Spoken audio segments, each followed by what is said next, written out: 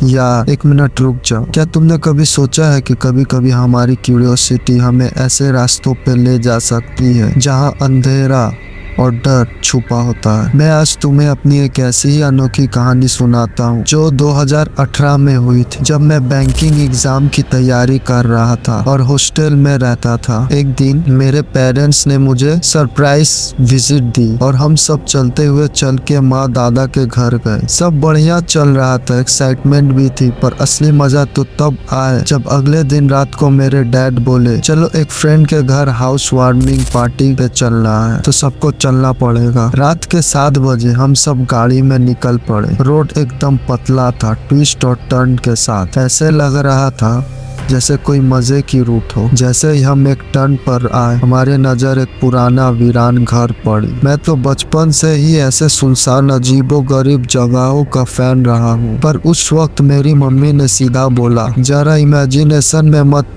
खो जा। लेकिन सच कहूँ तो जब मैं उस घर के एंट्रेंस को देखा, मेरे दिल में एक अजीब सी ठंडक सी दौड़ गई। तभी मुझे पीछे से एक ठंडी खोखली आवाज सुनाई दी जो मेरा नाम पुकार रही थी। मैं पलट के देखा, वहाँ एक औरत खड़ी थी, कर्ली बाल, पुरानी और फटी हुई ड्रेस में। उसकी आंखों में कुछ ऐसा ही था जो सीधा दिल को छू जाए। बस मैं गाड़ी से उतरते ही एक जबरदस्त ठंडी हवा ने मुझे झोंका मारा, जैसे कोई वार्निंग दे रही हो। उस रात घर पहुंचते ही मैं सीधा अंदर चला गया, लेकिन अंधेरे में मुझे एक तेज हेडेक और बुखार ने घेर लिया। पता ही नहीं क्या हो गया था। सुबह जब आँख खुली, पूरे घर के चेहरे परेशानी और डर से भर गए थे। सबने बताया कि रात भर में अजीब हरकतें करता रहा। रात के बीचों बीच मैं जग गया था, आंखें पूरी वाइड ओपन, बाल बिखर गए और मैं अपने आप को इधर उधर हिला रहा था।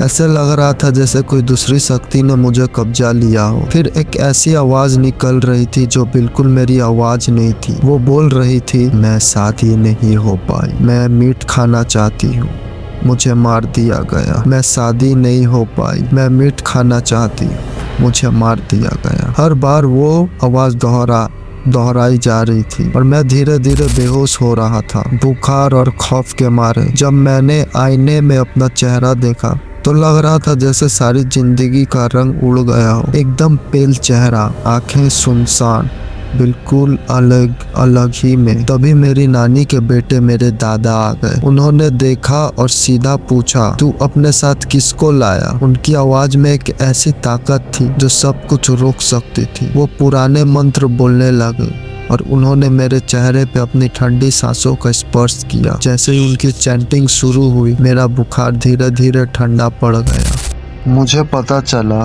कि मैं एक अनजाने नेगेटिव, एक शैतानी आत्मा को अपने साथ ले आया था। शुक्र है दादा ने उस आत्मा को उसकी पूरी कुदरत से पहले ही बाहर निकाल दिया। यार, इस कहानी का मतलब समझ लो। कभी कभी हमारी क्यूरियोसिटी जो हमें अजीबोगरीब जगहों की तरफ खींचती है, हमें अंधेरे के किनारे तक ले जा सकती है। थोड़ा सोच समझ के कदम उठाओ, क्योंकि हर रास्ता सेफ नहीं होता। तो दोस्तों, अगली बार जब आप किसी पुरानी वीरान जगह के पास से गुजरे या कोई अजीब सी आवाज सुनो, सोच समझ के आगे बढ़ना, क्योंकि जो हम समझते हैं शायद उसके पीछे कुछ और ही सच्चाई हो।